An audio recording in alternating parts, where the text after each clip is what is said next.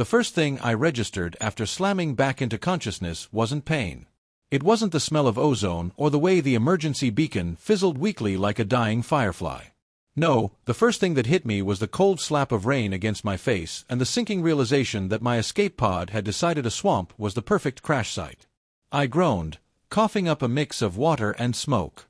The pod's hatch had blown wide open during descent, leaving me sprawled half in, half out, looking like some discarded piece of laundry. My flight suit was shredded along one arm, the HUD in my visor cracked and flickering. "Status check," I rasped, though the AI assistant in the pod was nothing more than fried circuits now. Sparks still danced along the control panel like tiny lightning storms, mocking me. Great. Just great. I dragged myself out into the muck, boots sinking ankle-deep in a soup of mud and glowing algae. The sky overhead was a permanent bruise, purple clouds swirling with veins of electric blue. This was not on the itinerary. Hell, none of this was supposed to happen. I was supposed to rendezvous with the horizon's edge, not play swamp tourist on some backwater planet I couldn't even name. But fate, as always, had a sense of humor. I staggered a few meters from the pod, scanning the landscape. Strange reeds rose higher than my head, tipped with bulbs that pulsed faintly like lanterns. Insects with wings like shards of glass buzzed overhead, their hum carrying low like a choir of angry generators. The place was alien, alive, and most definitely not friendly. I needed shelter, food, a way to call for rescue. In that order. That's when I heard the splash. At first, I thought it was just the swamp playing tricks, water shifting under unseen currents. But then I caught movement, a shape weaving between the reeds, tall, deliberate. My pulse spiked. I crouched low, reaching for the sidearm still clipped to my belt. Miraculously, the little pistol had survived the crash. I thumbed the safety off, trying not to breathe too loud. The reeds parted. And there she was. If I'd been expecting some swamp beast with too many teeth, what stepped through was the opposite, and somehow even more dangerous. She was tall, lean, her skin a pale shade of violet that seemed to glow faintly in the half-light. A hooded cloak draped over her shoulders, dripping with rain, but it did little to hide the fact that she moved like a predator, silent, smooth, watching everything. Her eyes caught me immediately. Not human.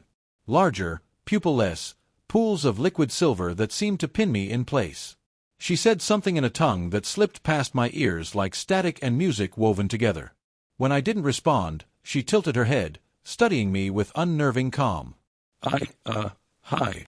I managed, lowering the gun just enough to show I wasn't eager to get into a firefight. Her gaze flicked to the weapon, then back to me. A long pause stretched. Then, to my shock, she stepped closer, extended a hand, and pointed toward the wreck of my pod. "You, shelter," she said in broken, heavy-accented standard. I blinked. She spoke my language. Barely, but enough. Relief washed through me like a second chance. "Yes." "Shelter. Food." "I need both," I said quickly, my words tumbling out. I crashed. No comms, no way to. I didn't get to finish. She closed the distance in 3 strides, grabbed me by the wrist with surprising strength, and tugged. My pistol clattered to the mud. "Come," she ordered. Now, under normal circumstances, I don't let mysterious alien women drag me off into swamps. But my ribs ached, my head pounded, and the idea of wandering alone until something toothy made me dinner wasn't appealing. So, I let her lead. We trekked through the reeds, her grip never loosening. She didn't stumble once, even when the ground sank into waist-deep muck. She moved with precision, like she'd walked this path 1,000 times. I, on the other hand, was a flailing mess, swallowing swamp water and tripping over hidden roots. Finally, after what felt like an eternity, the reeds parted to reveal a structure half sunk into the marsh.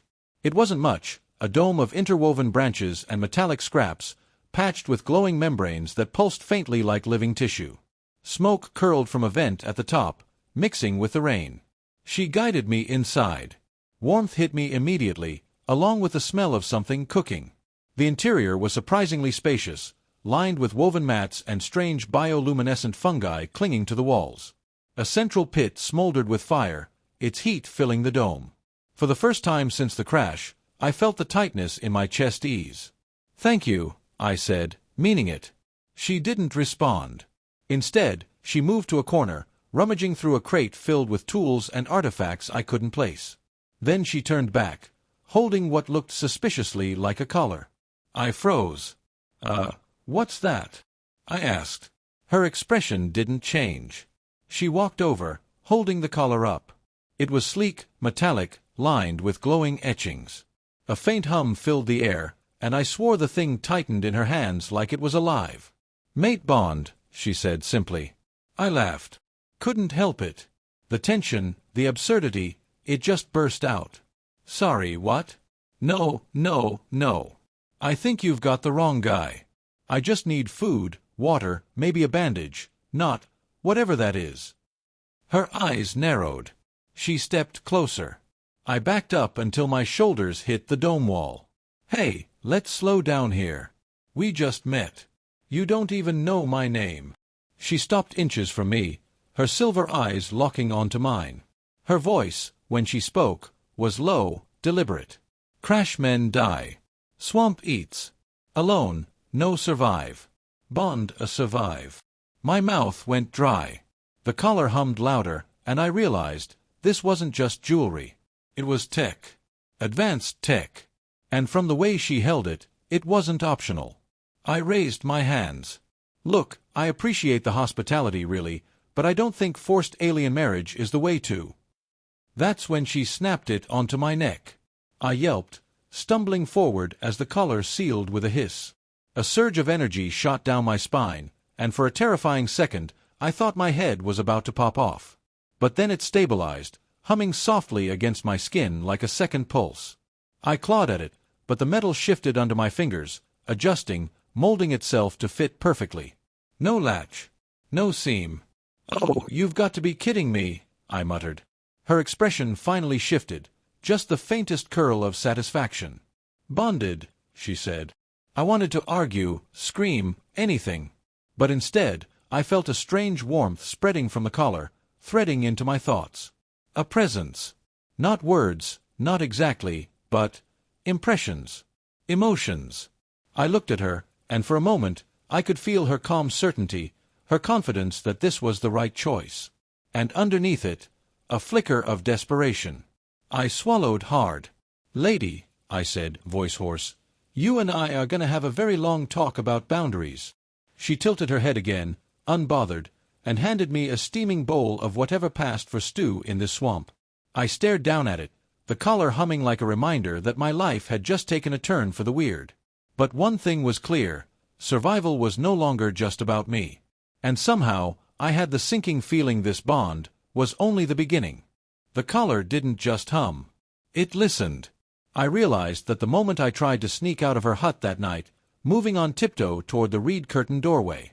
I had one hand on the flap when the thing around my neck pulsed, and suddenly my knees buckled like I'd forgotten how to walk.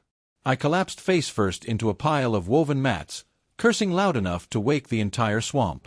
A moment later she was there, hood pulled back, silver eyes glowing faintly in the firelight, expression unreadable. "Bond no leave," she said simply. I pushed myself up, fury sparking. "Are you kidding me? This is a leash. I'm not a pet. I'm not your property." She blinked, the words probably half lost in translation. But the intent, the heat in my voice, she understood. I felt it echo faintly back at me through the collar, her irritation, her steel-hard certainty.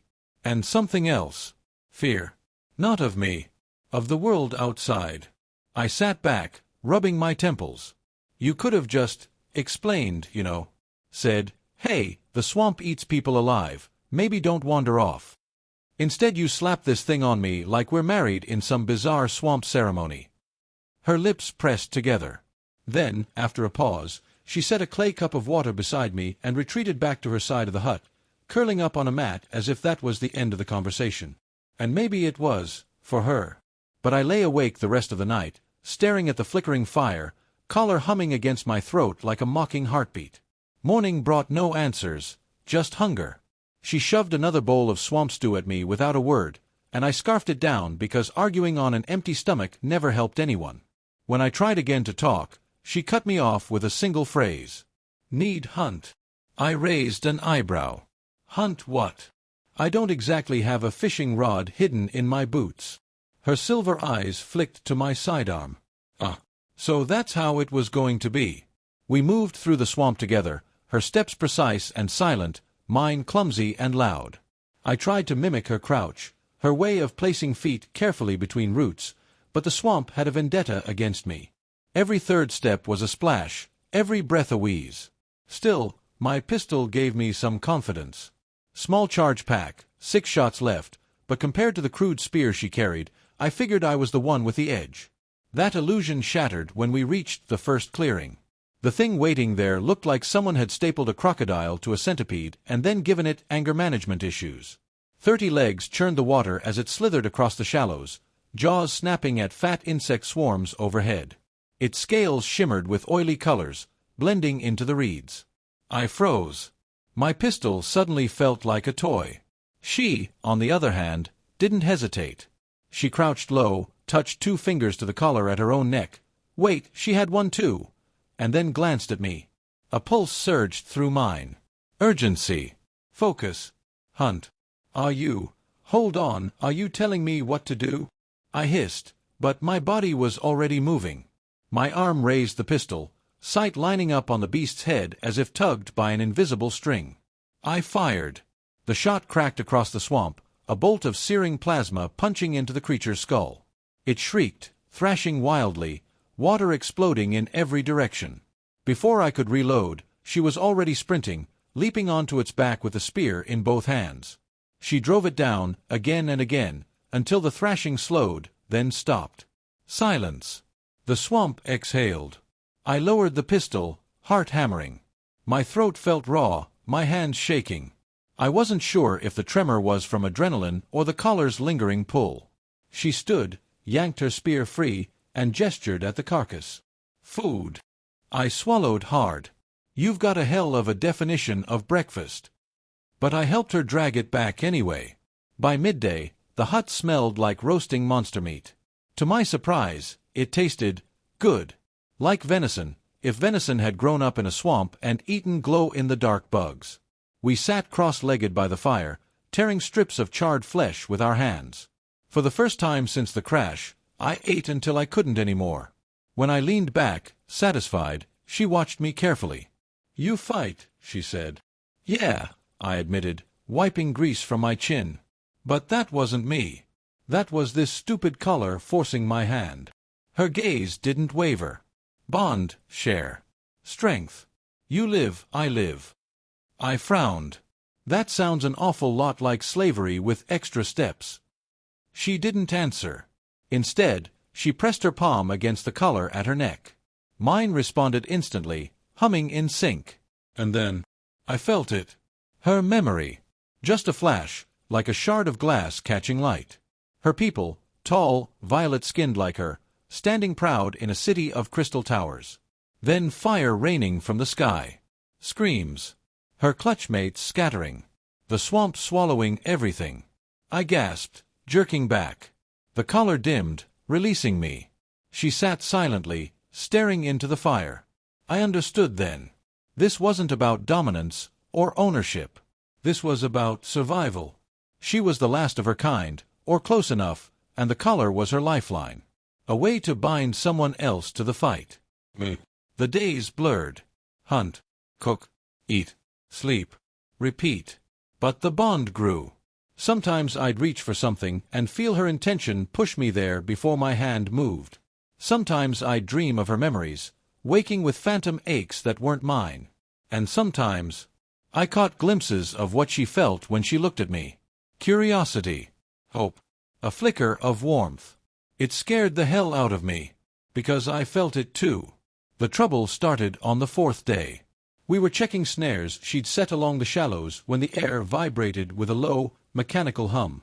Not swamp life. Not natural. We froze, trading a glance. Then the drone appeared, sleek, black, insectal, its red sensor sweeping the reeds. It hovered, scanning, before lowering to the ground near the wreck of my pod. I cursed under my breath. Scavenger tech. Pirates. Her brow furrowed. She didn't understand the words, but the color carried my fear to her. Her grip on her spear tightened. We crept closer, watching as the drone extended spindly arms, tearing through the wreckage piece by piece. If it transmitted my crash site back to its handlers, we'd have more than swamp monsters to worry about. "We can't let it leave," I whispered. Her eyes locked onto mine. Agreement pulsed through the bond. We struck together. She leapt from the reeds with a roar, spear flashing. I opened fire, shots cracking across the clearing. The drone shrieked electronically, whirling to retaliate, but between plasma bolts and spear strikes, we ripped it apart. It collapsed in a heap of sparking metal, smoke curling from its shattered core. But not before a single red light blinked 3 times. Transmission sent. I stared at the wreckage, chest tight. "Damn it," I muttered. "They know I'm here now." Through the bond, her calm pressed against me like a steady hand. But beneath it, I felt the tremor of unease. For the first time since the crash, the swamp wasn't the biggest threat anymore. That night, I couldn't sleep. I sat by the fire, turning the collar over in my thoughts. It was a chain, yes, but also a weapon. A connection. A bridge between 2 people who would have never understood each other otherwise. And now, with pirates inbound, it might be the only reason either of us survived. I glanced across the fire at her. She was already awake, silver eyes watching me quietly, as if she'd been waiting for me to figure it out. I exhaled, running a hand down my face. "All right," I said. "If we're stuck together, then we're gonna do this my way." Her head tilted. Curious. I grinned, the old spark of human stubbornness flaring to life. Time to teach this swamp what happens when humans get creative. The collar hummed approvingly, and for once, I didn't mind. Because tomorrow, the real fight would begin. The first pirate ship screamed through the clouds at dawn. I didn't need to see it to know what it was. The collar carried my dread straight into her chest, and her answering alarm slammed back into mine. We both jerked awake at the same time, her hand already on her spear, my hand fumbling for the pistol. The swamp trembled as the vessel descended, repulsors boiling the water into froth. It was a lean, black arrowhead of a ship, scarred and patched, but still deadly. Red insignia crawled across its hull, markings I knew all too well. The Black Fangs. Pirates. Raiders. Slavers. My stomach turned. "They'll come for the wreck," I said, voice tight. "And when they find it empty, they'll come here." She didn't answer, but the collar didn't let silence stand. It pulsed with her agreement, and her resolve poured into me like liquid steel. Fight. No flee. I closed my eyes for half a second, steadying my breath. Then we fight. By midday, the swamp was crawling with them.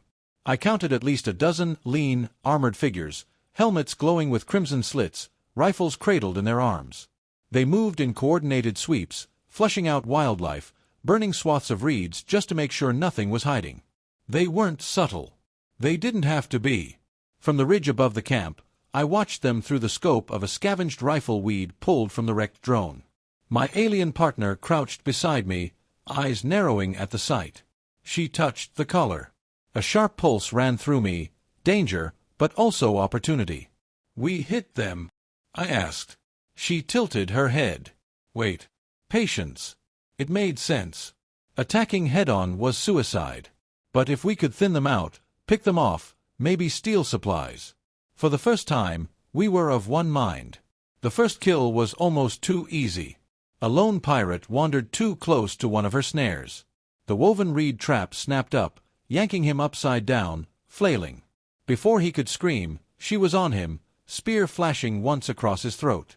I winced, but my hands moved without hesitation, steadying his rifle as he died so it didn't go off and alert the others. When she looked at me, silver eyes cold, I didn't flinch. The collar thrummed with shared grimness. Survival wasn't pretty. The next 2 didn't go so quietly. We ambushed them at the waterline, catching them as they filled canteens. I fired first, plasma bolt punching through one's chest plate. The second spun, rifle barking red lances of energy that burned holes through reeds. She and I moved together, seamless. She darted left, drawing fire, while I rolled right, pistol blazing. The collar guided me, her awareness flowing into mine, my reflexes bolstering hers. We moved like one fighter in 2 bodies. When it was over, Both pirates lay still, and the swamp swallowed the echoes. We collapsed behind cover, panting. "That bond thing," I muttered, wiping sweat from my brow. "It's cheating." Her lips twitched. Almost a smile. But for every pirate we dropped, 2 more seemed to appear. By dusk, their patrols had grown tighter, their searches more aggressive. Fires burned in the distance where they torched the wreck, and I knew it was only a matter of time before they sniffed out our camp. We didn't wait. We struck first.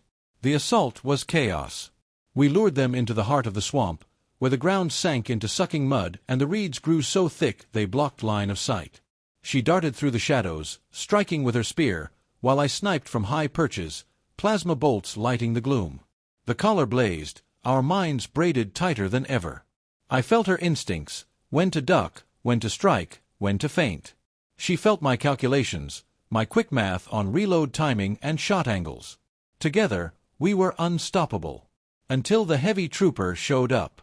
He was a mountain in patchwork armor, shoulders bristling with mounted cannons. His boots sank into the muck like it was nothing, and when he fired, whole swaths of reeds disintegrated in fire. We dove apart as a barrage tore through where we'd been seconds earlier. My ears rang, vision blurring. She roared through the bond, defiance, rage, and charged. Spear met armor with a clang, sparks flying. He swatted her aside like an insect, sending her crashing into the mud. Pain ripped through me, not mine, but hers, transmitted raw and jagged through the collar. It nearly dropped me to my knees. "No!" I screamed, staggering forward. The heavy turned, cannons whirring. I raised my pistol, fired until it clicked dry. Plasma bolts ricocheted uselessly off his chest plate. Desperation clawed at me. I needed something bigger, stronger, anything. My eyes darted to his back, to the glowing power pack feeding his weapons. Idea. Stupid. Human. Brilliant. I sprinted. He swung one massive arm, but the collar jolted, her instincts snapping into me. I ducked just in time, sliding under his swing. My hand scrabbled up his back, fingers closing around the pack's release. With a scream, I ripped it free and threw myself backward. The pack detonated midair. The explosion lit the swamp like a second sun. Shrapnel tore through reeds, water geysered skyward, and the heavy trooper crumpled, armor smoking, finally still. I landed hard, chest heaving, ears ringing. She staggered up beside me, covered in mud and blood, silver eyes blazing. The bond pulsed with pride, fierce and unyielding. We'd won that fight. But the swamp was still crawling with enemies.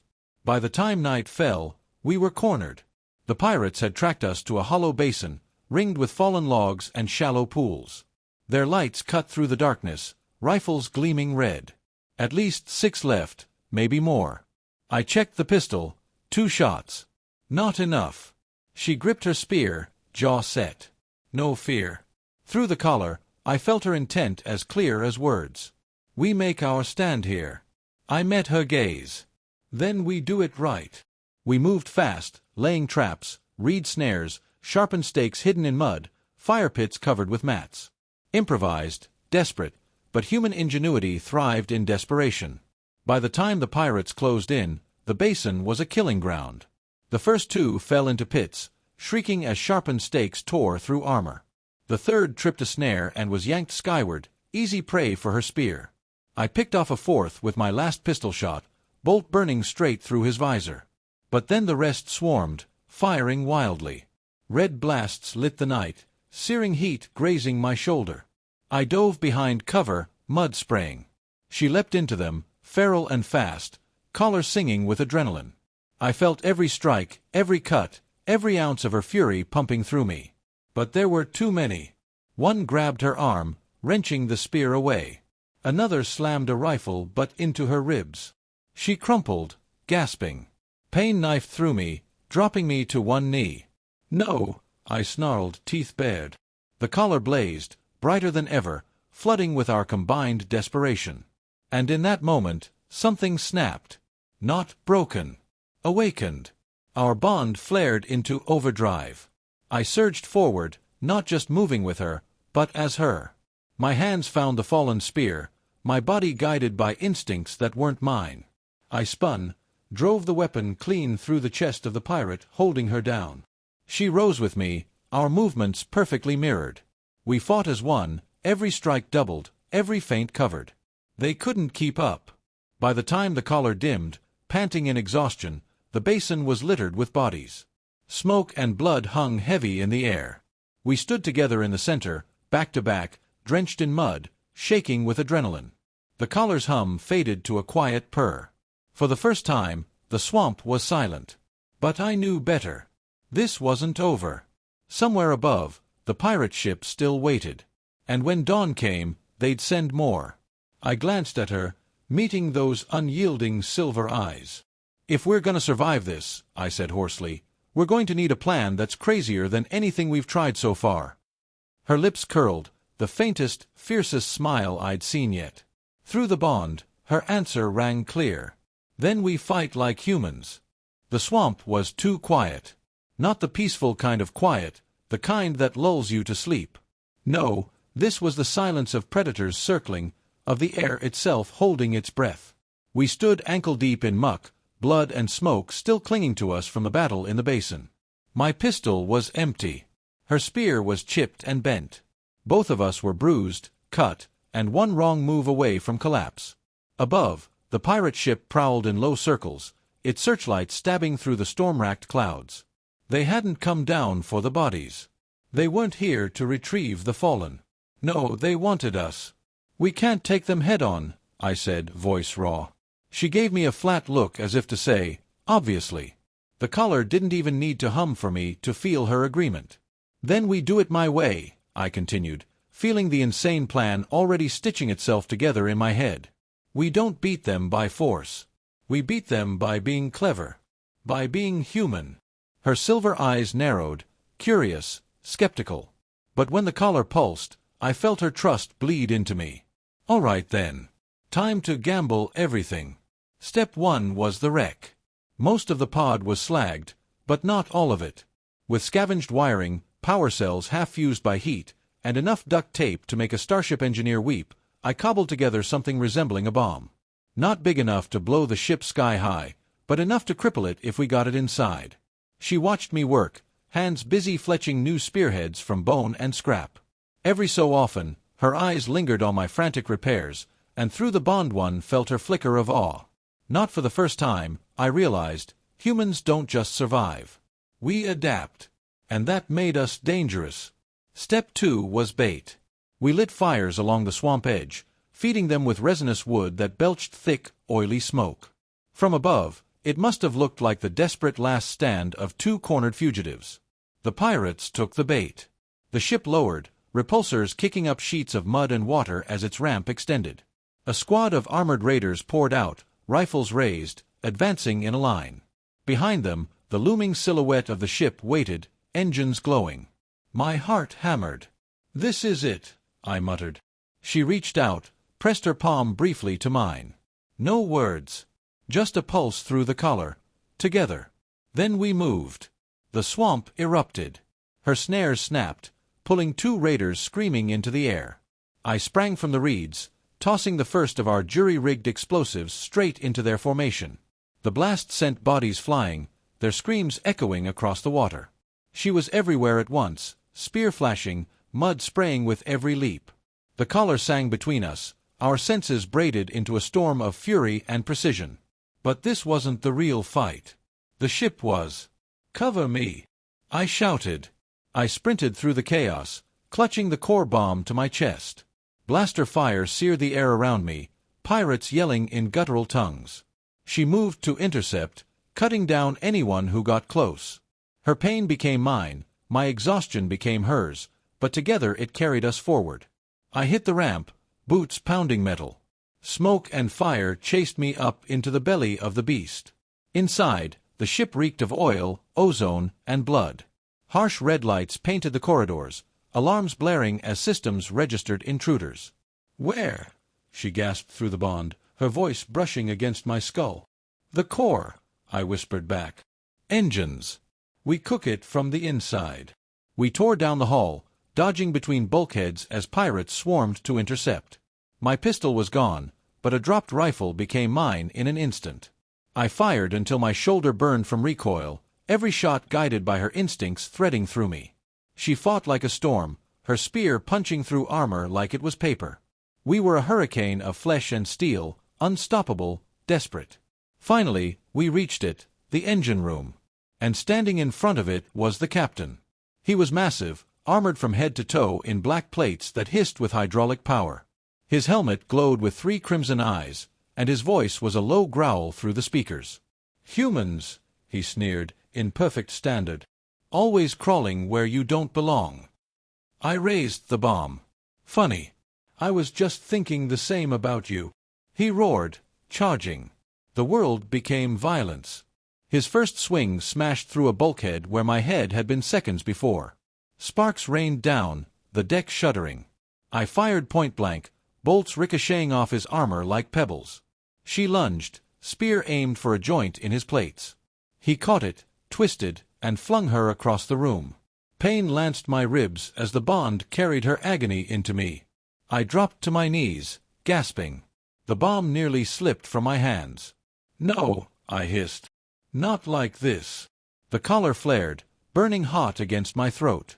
For a split second, I wasn't just me, and she wasn't just her. We were one. I felt her strength surge into my muscles, my focus sharpened by her instincts. She felt my stubborn defiance, my refusal to die here. Together, we rose. We hit him like a tidal wave. I darted left, drawing his swing. She appeared on the right, spear slamming into the crack in his side plating. Sparks burst as hydraulics hissed. He roared, staggering. I vaulted onto his back, jamming the bomb against the engine's shielding. His hand clawed for me, but she drove her spear straight through his arm, pinning it to the wall. "Now!" she shouted, not in words, but in a scream through the bond. I slammed the trigger. The world went white. When the light faded, the ship was burning. The blast had gutted the engine core, tearing through systems in a chain reaction. Fire belched from ruptured vents, alarms shrieked, and the deck tilted violently as the vessel began to die. The captain lay broken, armor smoking, his helmet cracked open to reveal lifeless eyes. She staggered to my side, one arm slung across my shoulders. I could barely stand myself, lungs heaving, ears ringing. But we were alive. Alive and free. "Come on," I muttered, dragging us both toward the ramp as flames licked closer. We stumbled out into the swamp just as the ship's hull gave way in a thunderous explosion. The shockwave rolled across the water, flattening reeds for miles. Behind us, the pirate craft burned like a second sun, then collapsed into the muck with a hiss of steam. It was over. For a long time, we just stood there, watching the wreckage burn, feeling the collar hum softly between us, no longer a chain, but a lifeline. Finally, she spoke, voice hoarse. "Survive." I huffed a laugh, shaking my head. "Yeah." Against all odds. Her silver eyes searched mine, and through the bond one felt what she couldn't put into words: gratitude. Relief. A strange, fragile hope. I swallowed, throat tight. "Guess that means I'm stuck with you now, huh?" The collar pulsed warmly. Bonded. I chuckled, exhausted but alive. Figures. Crash a pod, nearly get eaten by swamp monsters, blow up a pirate ship, and end up married. My mom would be proud. She tilted her head, confusion flickering. "Married." I grinned. "Don't worry. I'll explain later." The days that followed were quieter. We rebuilt her hut with scavenged pirate plating. We harvested supplies from the wreck before it sank. We hunted together, trained together, healed together. The collar never stopped humming, but I stopped resenting it. It wasn't a leash anymore. It was connection. A reminder that survival isn't just about brute strength or cunning. It's about trust. About refusing to give up when the universe decides you're expendable. And humans, we don't do expendable. We do impossible. Weeks later, when the horizon's edge finally picked up my distress beacon and cut through the clouds, I almost didn't believe it. The rescue team found us standing side by side, mud-streaked, armed to the teeth, and very much alive. They asked how I'd survived. I just smirked, tugged at the collar glinting around my neck, and glanced at the violet-skinned warrior at my side. "Long story," I said. But let's just say, I met her eyes, silver light meeting mine, bond thrumming with fierce, unshakable certainty. Humans make damn good partners.